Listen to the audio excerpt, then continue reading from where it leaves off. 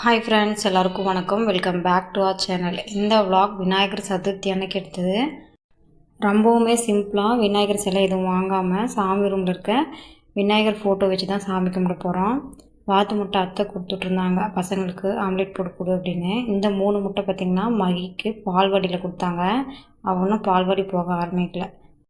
2 வயசுக்கு அப்புறம் பால்வாடியில் கொண்டு வந்து விட சொல்லியிருக்காங்க. அது வரைக்கும் திங்கக்கிழமான 3 முட்டை கொடுப்பாங்க. அது மட்டும் போய் வாங்கிட்டு வந்துடுவேன்.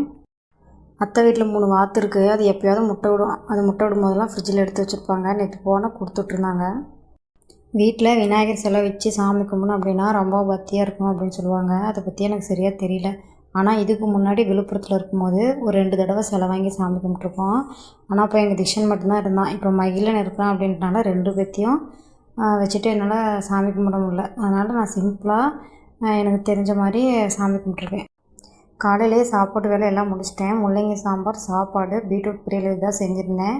இது வந்து மதியத்துக்கு. காலையில் அந்த முள்ளங்கி சாம்பார்லேயே தோசை சுட்டு சாப்பிட்டாச்சு.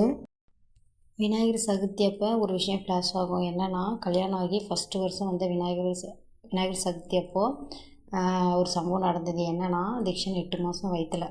அப்போ ஃபஸ்ட் டைமு சிலை வாங்கி சாமி கும்பிட்றோம். காலையில் டீ மட்டும் தான் குடிச்சிருப்பேன். அதுக்கப்புறம் சரி சாமி கும்பிட்டு சாமிக்கு செஞ்சு படைச்சிட்டு அதுக்கப்புறம் சாப்பிட்டுக்கலாம் அப்படின்ட்டு எங்கள் ஹஸ்பண்ட் வந்து விநாயகருக்கு எல்லாமே டெக்கரேஷன் பண்ணிகிட்டு இருந்தாங்க. நான் எல்லா வேலையும் முடிச்சுட்டு மதியமாக 12 மணிக்கு சாமி கும்பிட்டு அதுக்கப்புறம் தான் சாப்பிட்டோம்.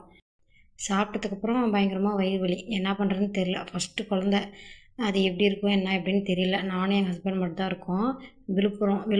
விழுப்புரம் மாவட்டத்தில் திருக்கோயிலூர் அப்படின்ற ஒரு ஊரில் தான் இருந்தோம். அங்கேருந்து மேட்டூருக்கு பார்த்திங்கன்னா 6 மணி நேரம் ட்ராவல் டைமு. ஒரு 3 பஸ்ஸு மாறணும். அப்படிங்கும் ஹஸ்பண்ட் வேலைக்கு போயிட்டாங்க அப்படின்னா கதவை அப்போ சாத்தினேன் அப்படின்னா அவங்க வந்ததுக்கப்புறம் தான் திறப்பேன். அக்கம் பக்கத்தில் யார்கிட்டையும் எனக்கு பேசி பழக்கம் இல்லை. அப்படிங்கும்போது தனியாக இருந்து என்ன பண்ணுவேன் அப்படின்ட்டு ஊரில் கொண்டு வந்து விட்டுன்ட்டாங்க. 9 மாதத்துல தான் வளகாப்பு வைக்கிறதா இருந்தாங்க. அப்போ எனக்கு போக மனசே இல்லை. இப்போலாம் பார்த்திங்கன்னா பயங்கரமாக ஃபைட்டு தான். இதுதான் என்னோடய அன்டோல்டு ஸ்டோரி. பீட்ரூட் காயும் வதக்கி விட்டுட்டு என்னடா சத்தமே காணோம் அப்படின்னு பார்த்தா 2 பேரும் சத்தம் இல்லாமல் டிவி பார்த்துட்டு இருந்தாங்க. அவங்க பார்த்துட்டு இருக்கும்போதே குழம்புலாம் தாளித்து விட்டு எடுத்து வச்சுட்டு தீக்ஷனுக்கும் மகிக்கும் குளிக்க வச்சுட்டேன். தீக்ஷன் பார்த்திங்கன்னா குளிக்கவே வரமாட்டான். எப்போவுமே அவங்க அப்பா இருந்தால் குளிக்க வரமாட்டான். இல்லைன்னா சத்தம் இல்லாமல் குளிச்சுட்டு உள்ளே வந்துடுவான். அந்த மாதிரி அவங்க அப்பா வெளியே போயிட்டாங்க. அதனால் இன்றைக்கி குளிக்க வச்சுட்டு அடுத்தது மகியை கூப்பிட்டேன். மகி குளிக்க வரவே மாட்டேன்ட்டான். அப்புறம் அவனையும் கூப்பிட்டு குளிக்க வச்சு தோசை விட்டு சாப்பிட வச்சுட்டு 2 பேர்த்தையும் அவங்க அம்மா வீட்டுக்கு கொண்டே விடலான்ட்டு போனேன். அப்புறம் அவங்க அம்மா வேலை இருக்குது அப்படின்னு சொல்லிட்டாங்க. அப்புறம் தீக்ஷனை மட்டும் விட்டுட்டு மகி கூட்டிகிட்டு வந்து விட்டுட்டு நான் வேலை செய்ய ஸ்டார்ட் பண்ணேன். அப்புறம் மகி அழுதுகிட்டே இருந்தான். அவனையும் தூங்க வச்சுட்டு அதுக்கப்புறம் அடுப்புலாம் ரொம்ப மெர்சியாக இருந்தது. அதெல்லாம் பாத்திரம்லாம் பொறுக்கி போட்டு கழுவிட்டு வீடெல்லாம் கூட்டி தொடச்சிட்டு அப்புறம் குளிக்க போயிட்டேன். குளிச்சுட்டு வந்து தான் சாமிக்கு தேவையானதெல்லாம் சமைக்க படைக்கணும்.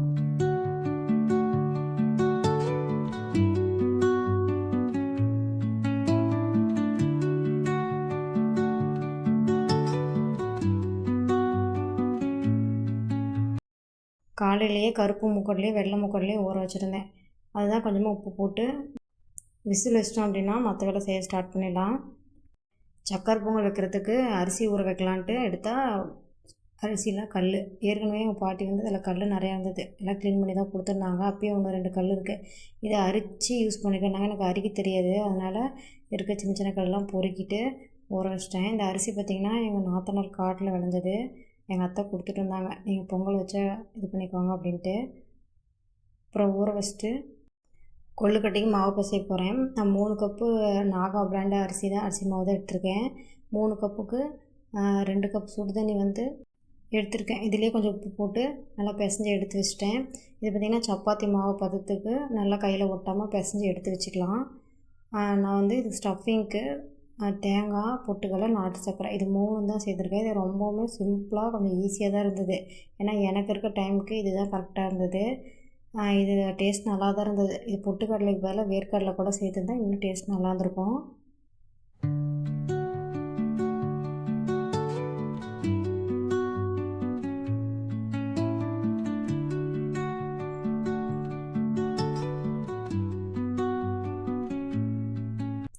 கையோட சுண்டலும் தாளிச்சிக்கலான்ட்டு எண்ணெய், கடுகு, கடலைப்பருப்பு, வெங்காயம், கருவேப்பிலை, வரமிளகா இதெல்லாம் சேர்த்து நல்லா வதக்கி விட்டுட்டு மூக்கரில் பார்த்திங்கன்னா 5 to 6 விசில் விட்டு வச்சுருந்தேன். அதையும் சேர்த்து அதோட கொஞ்சமாக கரம் மசாலா சேர்த்துக்கலாம். நான் இஞ்சி பூண்டு எதுவுமே சேர்த்தலை, அந்த வாசனையே போதும். அதோட தேங்காய் பூ சேர்த்து நல்லா மிக்ஸ் பண்ணி விட்டுட்டு கொத்தமல்லி தழை போட்டு ஆஃப் பண்ணி எடுத்து வச்சிட்டேன். நெக்ஸ்ட்டு பார்த்திங்கன்னா நான் கொழுக்கட்டைக்கு நல்லா மாவு நல்லா உருட்டி கையில் தட்டி அந்த பூரணம் எடுத்து உள்ளே வச்சு உருண்டை பிடிச்சி அந்த கொழுக்கட்டை அச்சுக்குள்ளார வச்சு அழுத்திட்டோம் அப்படின்னா இந்த மாதிரி ஒரு ஷேப் வரும். எனக்கு இதுவே போதும் அப்படின்ட்டு எல்லாமே ஸ்டஃப் பண்ணி எடுத்து வச்சிட்டேன். 2 தட்டு நிறையா கொழுக்கட்டையெல்லாம் எடுத்து வச்சு இட்லி பாத்திரத்தில் ஏற்கனவே தண்ணி சூடு பண்ணியிருந்தேன். அப்படியே எடுத்து வச்சு ஒரு 10 நிமிஷம் வேக வச்சு எடுத்து வச்சிட்டேன். நெக்ஸ்ட்டு பார்த்திங்கன்னா சக்கரை பொங்கல் தான் செஞ்சுருந்தேன். பச்சரிசி ஒரு பங்கு அப்படின்னா அதில் 1/4 பங்கு தான் பாசிப்பருப்பு எடுக்கணும். அதோட தண்ணி பால் இது சேர்த்து ஒரு 3 விசில் 4 விசில் கிட்ட எடுத்து வச்சிட்டேன். அப்புறம் நல்லா வெந்ததும் அது ஓப்பன் பண்ணி வெல்லம் வந்திங்கன்னா கொஞ்சமாக தான் இருந்தது, அதையே நல்லா கரைச்சி அதை வடிகட்டி எடுத்துகிட்டேன். கல் மண் ஏதாவது இருக்கும் அப்படின்ட்டு அதை வடிகட்டிட்டு கொஞ்சம் கொஞ்சமாக சேர்த்துக்கிட்டேன். இது எப்படி பதம் அப்படின்னு தெரில, நானே குத்துமதிப்பாக தான் செஞ்சு முடித்து சாமிக்கு படைச்சதுக்கப்புறம் சர்க்கரை கொஞ்சம் பத்தலை, அதனால் மறுபடியும் அடுப்பு ஆன் பண்ணி கொஞ்சம் நாட்டு சர்க்கரை போட்டு மறுபடியும் மிக்ஸ் பண்ணி தான் சாப்பிட்டேன். அதோடு பார்த்திங்கன்னா கடைசியாக நெய் விட்டு அதில் தேங்காய் பார்த்திங்கன்னா பொடி பொடியாக கட் பண்ணி நல்லா நெய்யிலே வதக்கி விட்டுட்டு அப்புறம் முந்திரி திராட்சை பழம் எல்லாம் போட்டு நல்லா வதக்கி விட்டுட்டு இதோட சேர்த்து மிக்ஸ் பண்ணி ஆஃப் பண்ணிட்டேன். சாமிக்கு பூவெலாம் வச்சுட்டு விளக்குக்கு 3 போட்டுட்டு சாமி கும்பிட ஸ்டார்ட் பண்ணியாச்சு. நான் இங்கே கொண்டு வந்து வச்சேன் அப்படின்னா மத்திய என்னை வைக்க விட மாட்டான், அதனால் எல்லாம் வாலில் கொண்டு போய் அங்கேயே வச்சு கொண்டாந்து எல்லாம் எடுத்து வச்சிட்டேன். ஹஸ்பண்ட் வெளியே போயிட்டாங்க, அதனால் நானும் பசங்க மட்டும் தான் சாமி கும்பிட்டேன். தம்பிக்கு போய் தொட்டு வச்சுட்டோம்.